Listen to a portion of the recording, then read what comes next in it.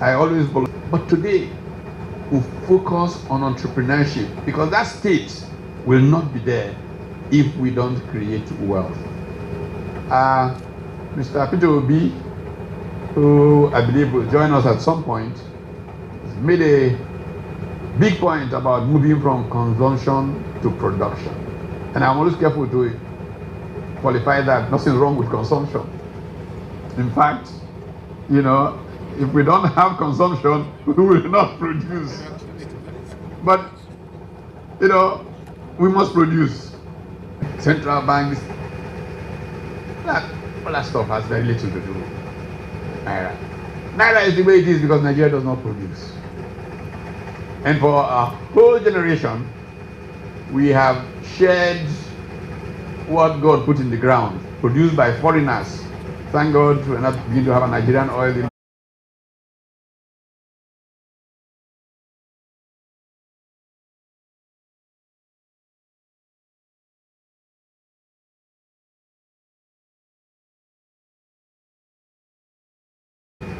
At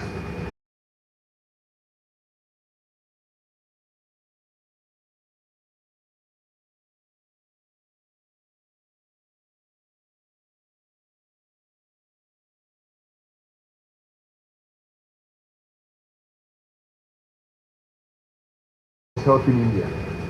Now, the discipline that has entered India since Modi came to power changed everything. Professor Obu, who is going to be here, should be here shortly, has written a book about development, about his attitude.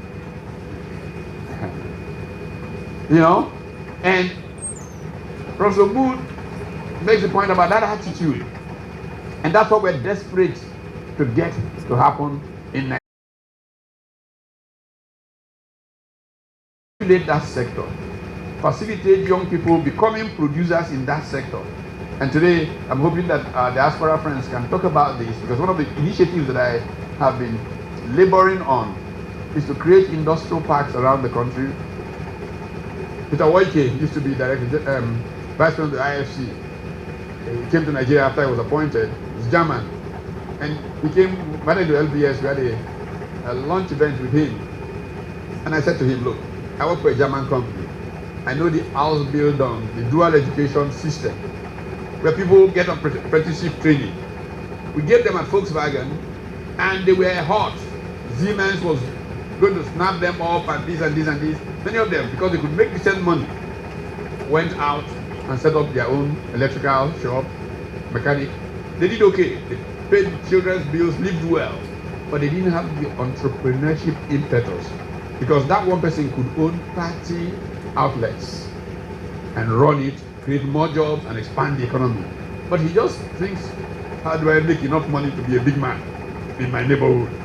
And that is what we needed to change. Peter Woike got very excited and said, IFC will fund this. And there was a Pakistani gentleman who used to run IFC in Nigeria. He got into a tussle with who will manage.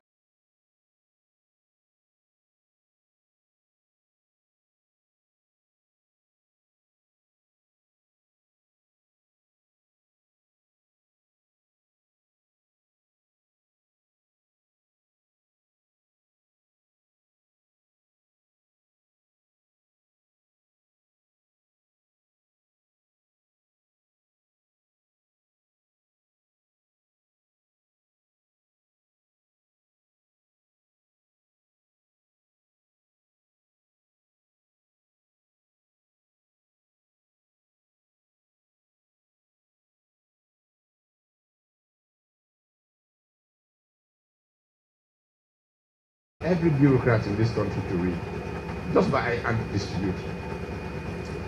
So these are the two things that I'm really very passionate about right now, and I'm driving to make happen.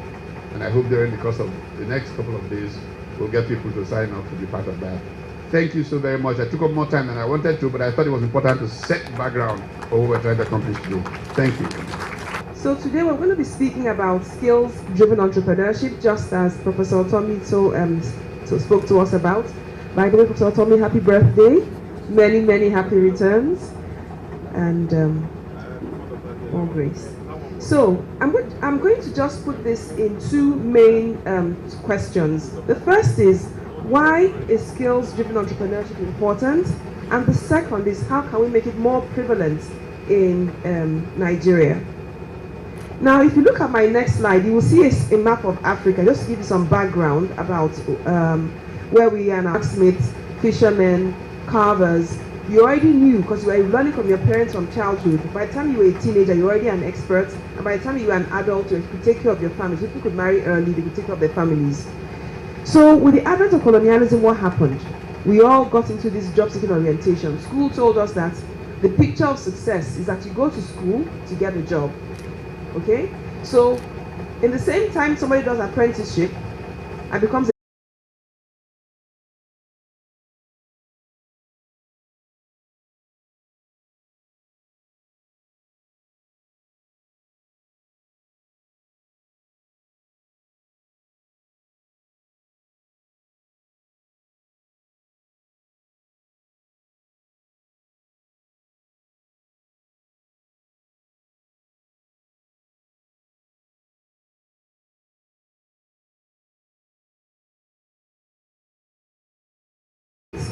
in Africa, we abandoned ours and followed the Western one, and today the jury is out.